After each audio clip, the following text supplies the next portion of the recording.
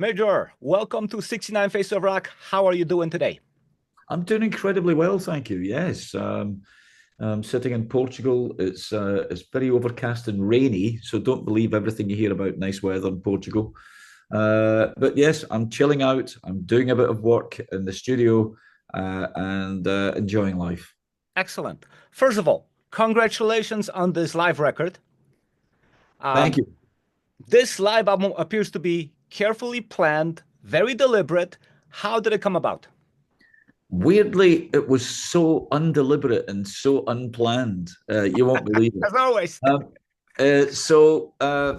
what happened was I was touring in the UK with my band Electronica, which is the guys that I've been using for the last few years, and my agent in the UK said, it's a significant birthday coming up. What would you like to do for your birthday? Do you want to do something?" And I said, "Well, I don't know. I hadn't thought about it." And he suggested, if we could get somewhere like the Albert Hall, would I be interested in doing that as a birthday celebration thing? And we didn't think he'd get it because after lockdown, all the people who had booked the Albert Hall and all the big venues had to rebook, as soon as they could. So everything was booked up for 2 years. There was no chance of getting a date. And he found a date. We got one date a few days before my birthday, and we grabbed it and put the concert on. But because it's the Albert Hall, you're not allowed to record. You're not allowed to video. You're not allowed to use their name because it's quite a special venue.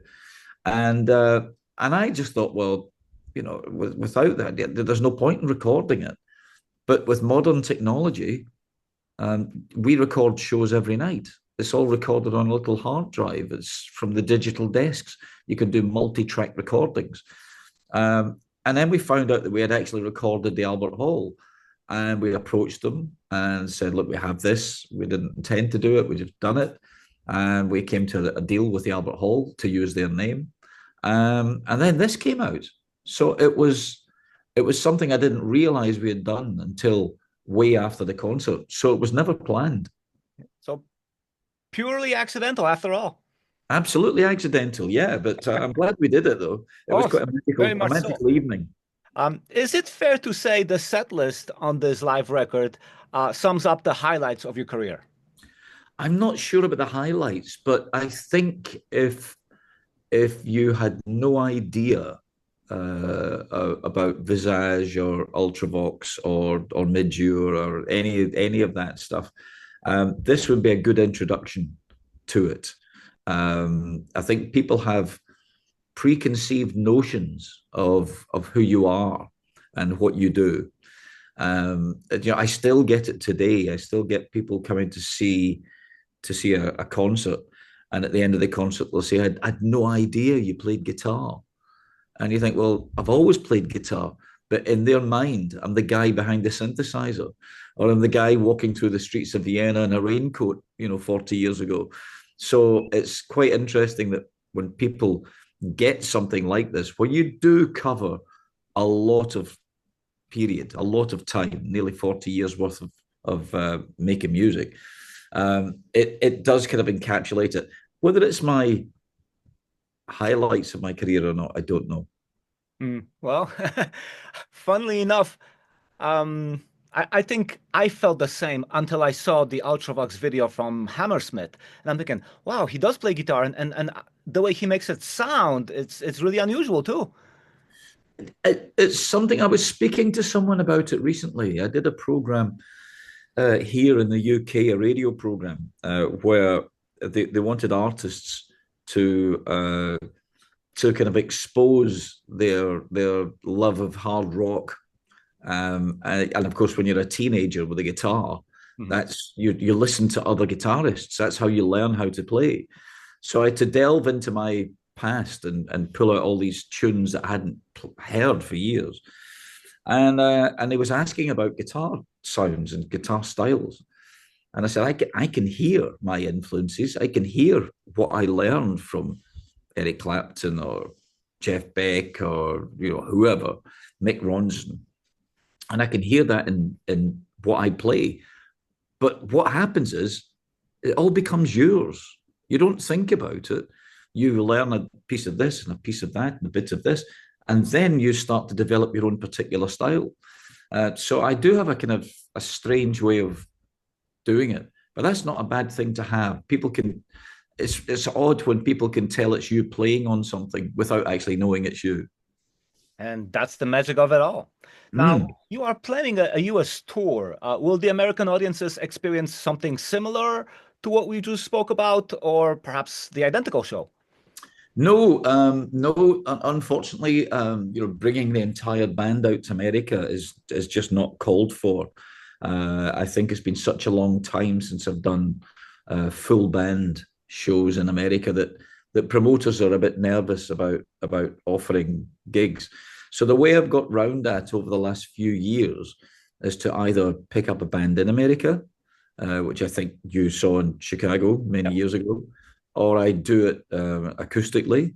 And recently I've done a thing called the Band in a Box, which is what I'll be bringing out next time, which is a keyboard player and myself. And we've programmed up some drums and some synth bass and whatever. He plays keyboards, I play guitar or keyboards and perform live.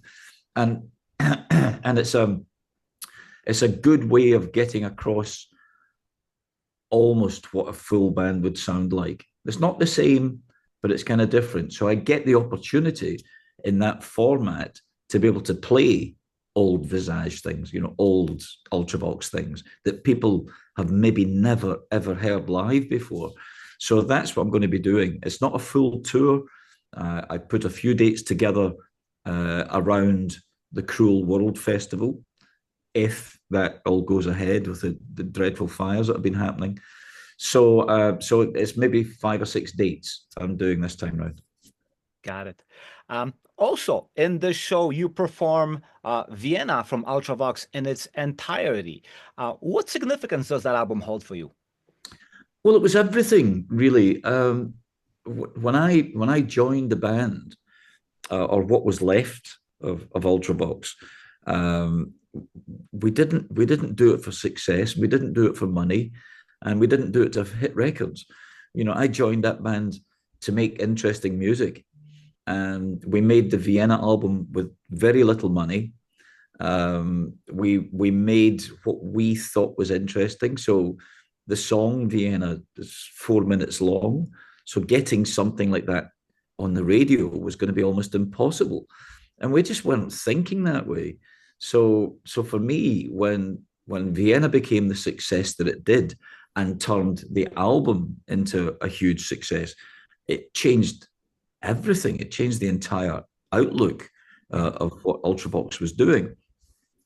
So for me, Ultravox never got to play the Albert Hall. And I wanted to make it significant that that music, that album, was performed in the Albert Hall. I mean, Ultravox won't do it anymore. We've lost Chris, the bass player. Excuse me. Warner, drummer, is retired. So it's just not going to happen.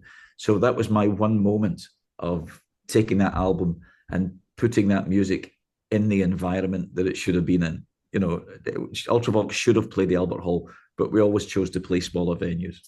Absolutely. I happened to live in Europe at that time when Vienna came out. So I remember, the circumstances and how massively popular the song and the album was. But one of the songs that specifically spoke to me, and I'm going to get a little bit personal here, was New Europeans. Mm. What was that song really about? Because for me, I kind of felt like I myself kind of became the New European. I just heard you call and answered it. Well, it's funny because on the Vienna album, I didn't write all the lyrics. I didn't write all the text. Warren, our drummer, actually wrote quite a lot of the lyrics. And the whole thing about Ultravox, Ultravox was a very European sounding band. Billy, our keyboard player, was a viola player, was a classically trained player. He was brought up listening to European composers. So it had a very cinematic, filmic European feel, and Europe was even to us at the time was still a kind of alien place. We lived in a world in the UK where you very rarely heard European music. You very rarely heard an artist from Germany or Poland or Scandinavia or whatever having a hit in the UK. It was always the other way around. There was always anything that was a hit in the UK bounced around all of Europe. So for us, it was an exciting territory.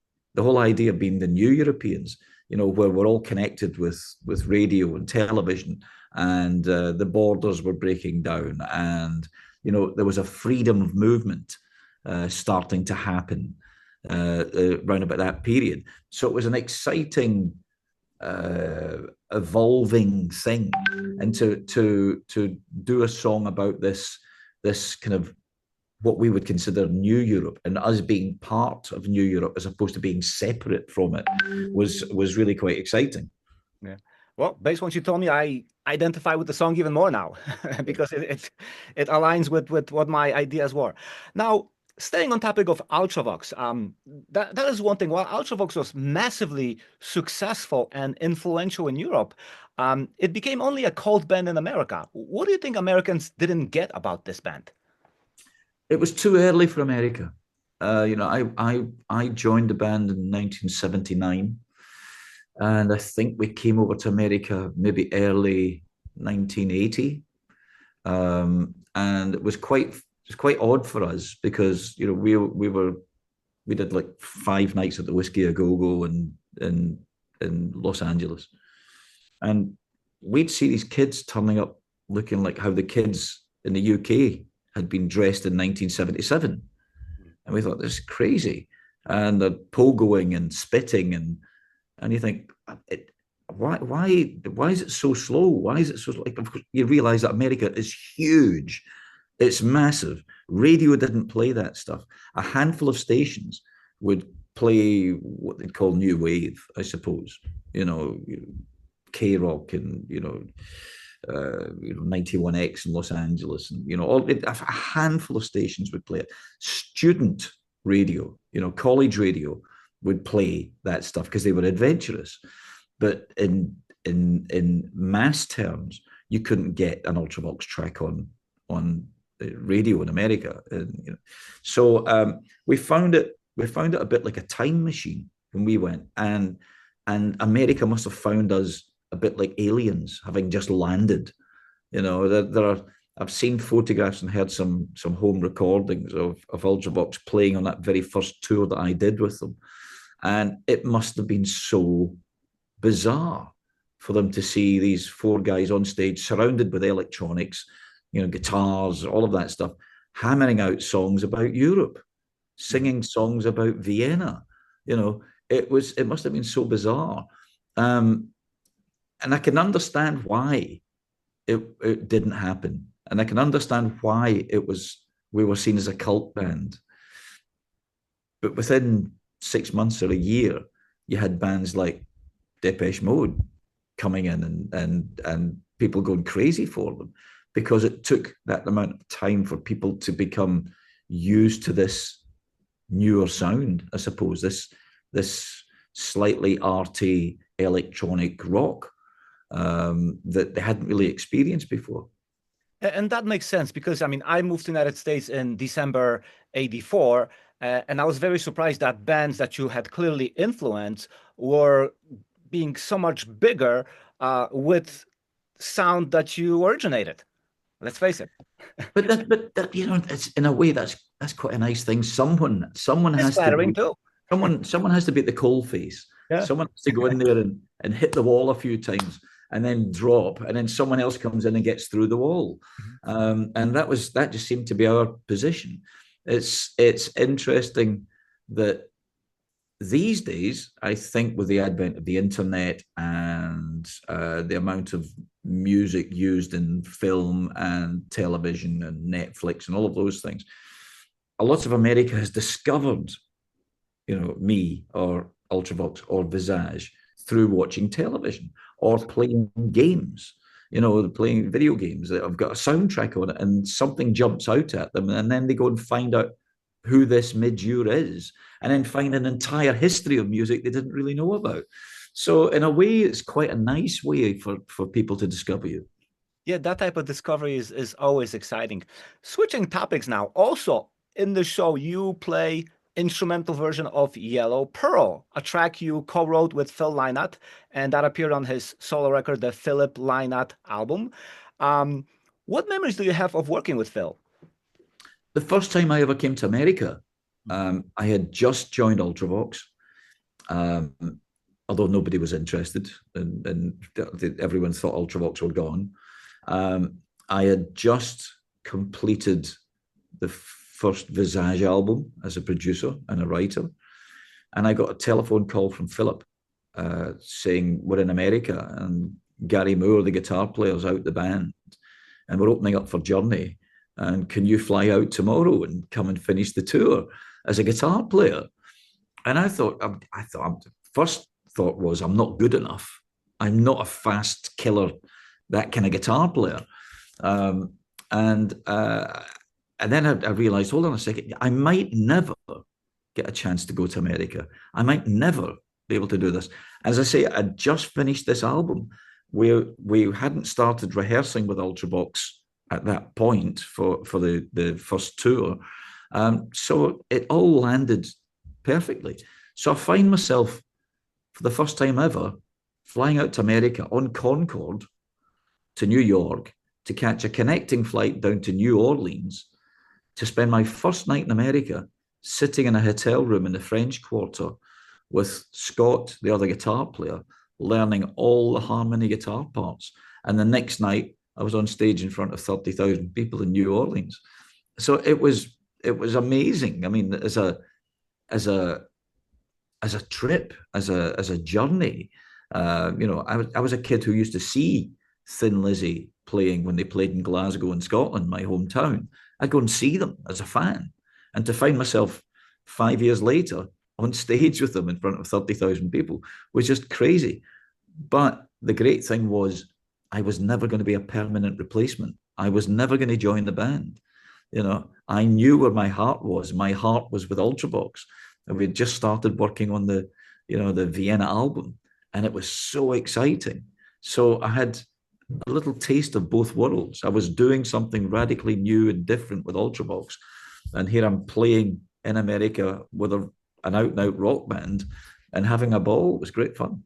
And what memories do you have of Phil? Because I mean, his charisma was one of a kind. Phil was the ultimate frontman. He was great. He was so relaxed on stage. He just exuded this big personality. And also he had an incredibly unique voice. He was not just a great songwriter, but his voice was totally distinctive. You're talking about earlier distinctive guitar styles. Well, Philip had a style that no one else had. It was like jazz, it was scat, it was rock, it was everything. All kind of, it was poignant, it was haunting, it was Irish, it was fantastic, a great thing to have. But as a character, he was. I learned a lot from working with Philip. I learned a lot about how touring works. I learned a lot about how you get what you want. There was a moment where we turned up in Japan a few months later, while they were trying a possible permanent replacement guitarist. Philip asked me to come and play guitar and keyboards with Thin Lizzy. So we went to the venue in Japan, and Philip walked in and looked at the stage, and there was only one lighting truss, not two, that were meant. So he turned round and said, "Right, we're leaving." And I followed him, saying, "What?" He was shouting, he was screaming, he was going, I'm going home with this, I've had enough. And he came out and sat in the car, and it all went quiet. And I said, "Are you okay?" And he said, "That truss will be there in an hour." And he was right. He was absolutely right. It was the promoter trying to hold back some cash and not spend it all. So I learned an awful lot about how the industry works from Philip. But he was like my older brother. He looked after me.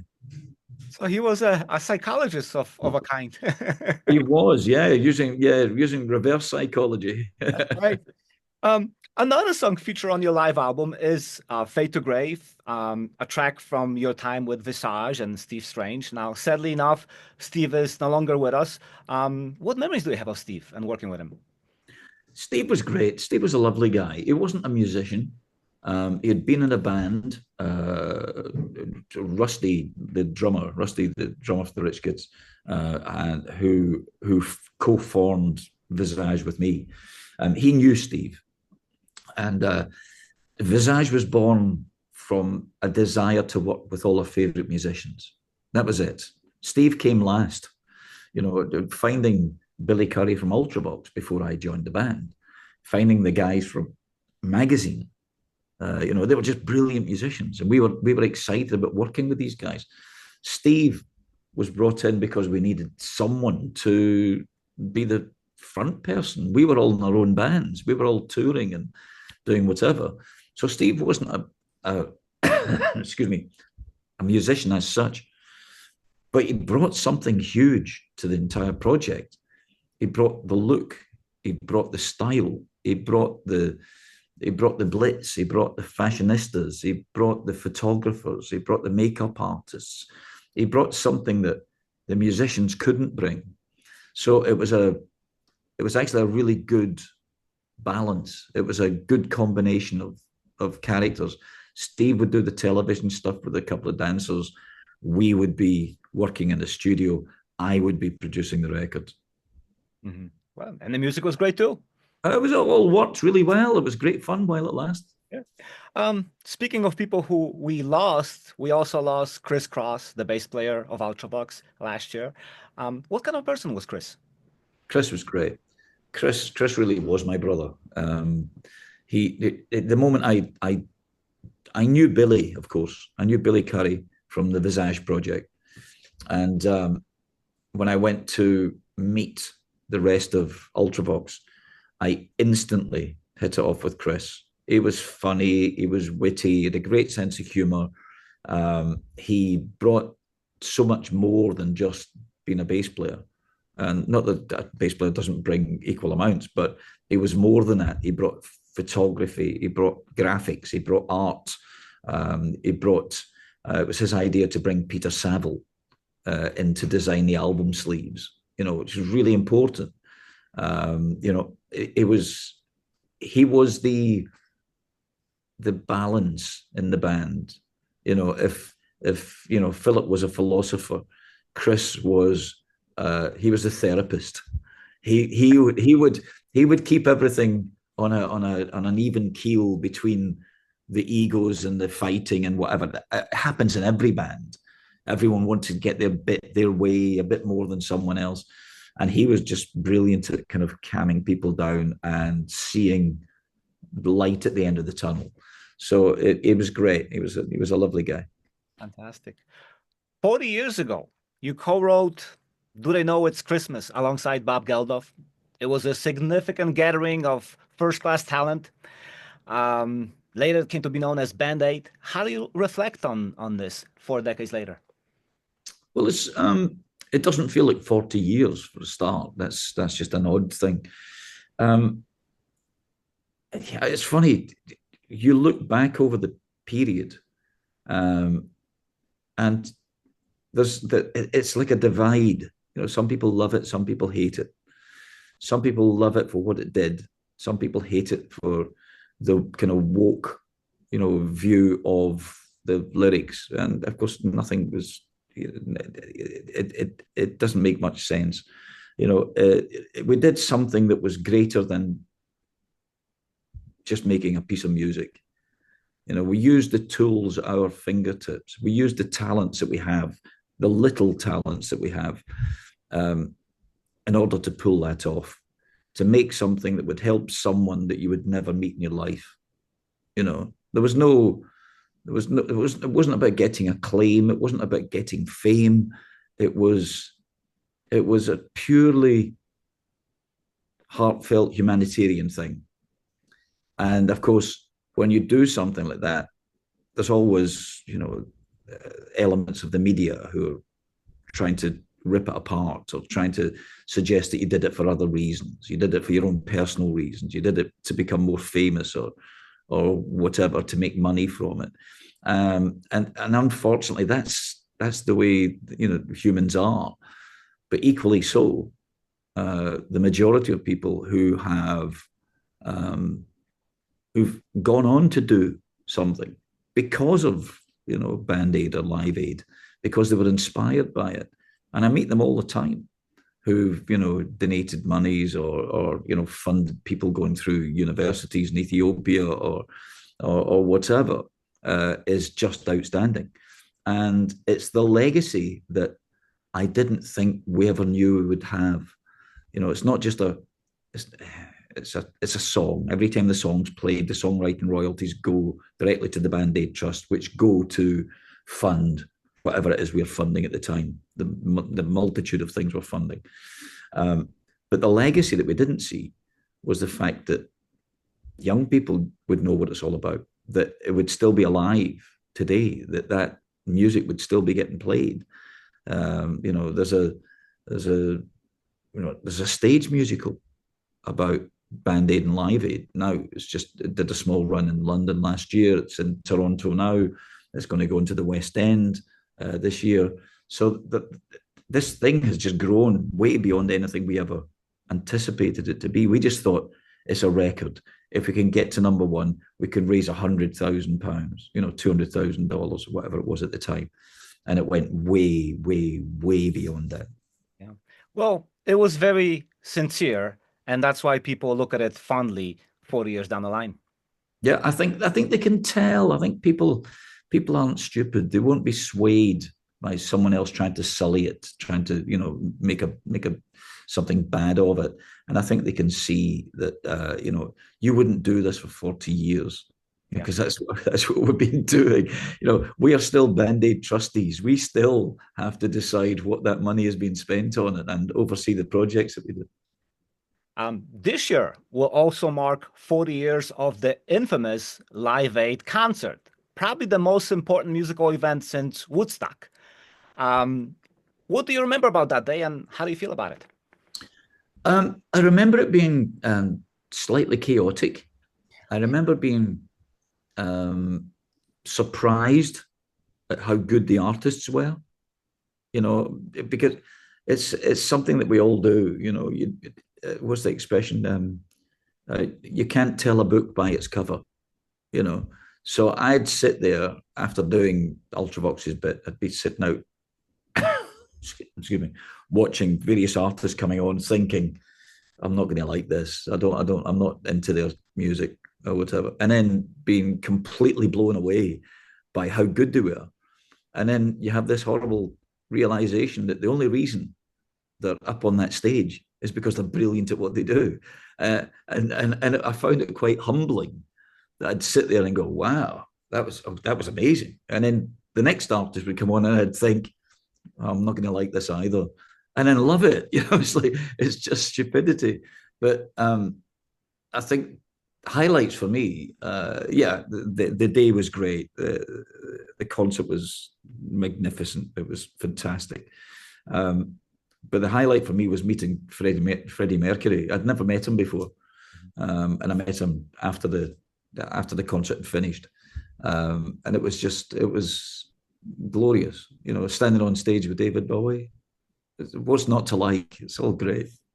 Yeah, I'm speaking of Freddie and Queen. I mean, their segment was career-defining performance. It was amazing because everyone had 18 minutes on stage. You had 18 minutes, and they didn't tell you before you walked on until you're about to step on stage that there was a traffic light system that you'd walk on and the lights would be green, and then at 16 minutes they'd go to amber, and then you wouldn't see them turn red because they turned the power off, and that kept everybody in time, because musicians are dreadful. You go on and you do your 20 minutes and think, oh, I'm loving this, I'll just throw another song in. And then everything, all the satellite systems, all of the queues, all of the across the ocean stuff, all the stuff getting fed in from all around the world would never happen. So it was quite something, yeah. Yeah. Speaking of things that continue to turn 40 years old this year, your first solo album, The Gift, that's gonna become 40. I believe this is the record that gave you your first #1 single with If I Was, right? Yep. Yep. Um, so what are your thoughts 40 years down the line on your solo venture? Again, it was unplanned. Ultravox had been writing, excuse me, writing, recording, touring, nonstop since 1979 till, I don't know, was it 1984 or 83 or whatever, 84. And we decided to take a break. And I had just built a studio because I always wanted my own facilities. I just built a studio in my garden and started recording simple songs, instrumentals, just throwing ideas around, learning how the studio worked. And I played it to my manager, and he said, "Well, this is an album." I said, "Well, it's not really. I didn't. It's just a bunch of things." So we took it to the record label, who jumped all over it, and it came out as an album. But it was never meant to be an album. It was just me kind of, as I said, rather than reading a great big, you buy a brand new studio, with a new desk and new tape machines and and it comes with manuals that are huge things. And you think, I'm never going to read that. So the best way you can learn is to get in there and figure it all out.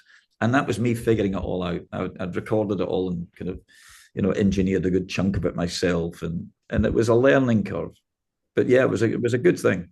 So it's fair to say that this is an experiment that went gold. It is an experiment that went gold. Yes, it did. It did very well. Yes, I can't complain. Looking back at all of your great achievements, do you have any regrets? I don't know. I mean, it would have been lovely, I think, and maybe made life a little bit easier had Ultravox, succeeded and become, more well known in America. But I can't, even the bad bits were good. I can't think of any major regrets. No, I've been unbelievably fortunate. I work with people I like. I can choose when to tour. I can choose who I tour with. I think you realize very early on that fame and commercial success are passing things. The success I've had is the length of time that I've been doing this, is still been allowed to do it and not compromise. I've never had to compromise, not since my very first band, where I made a record. In fact, we had a record that I wasn't allowed to play on. And after that experience, I vowed never to do that again. So I've spent my 40 odd years in the music industry doing exactly what make me feel happy, exactly what I want to do. And that is greater than any commercial success you could ever have. That makes sense. Looking back at all of your songs, were there any tracks in particular that you had high hopes for, but for some reason they didn't happen? Oh, loads, loads. You don't put a record out thinking, well, it's okay. You put out what you think is the best that you've got. A single back then was just a sample of the album. If you got the single on the radio and people liked it, they might go and check out the album. And the album was the mothership. That's what you wanted people to hear. So everything you put out, you kind of think, this is the best thing I've done. And if it doesn't get picked up, and there are a million reasons that the radio might not play it, or people just don't get it, or whatever, or you're seen as last year's thing, or everyone around you is telling you need DJs to do remixes of your songs, which you would hate. all of those things. So there's a million reasons why something doesn't become commercially successful, Mhm. but that doesn't mean they're not successful. Oh, So I've got lots of songs that I was disappointed that it didn't happen, but I totally understood why they didn't happen. on the contrary, was there a song that completely surprised you? Yes, there's one.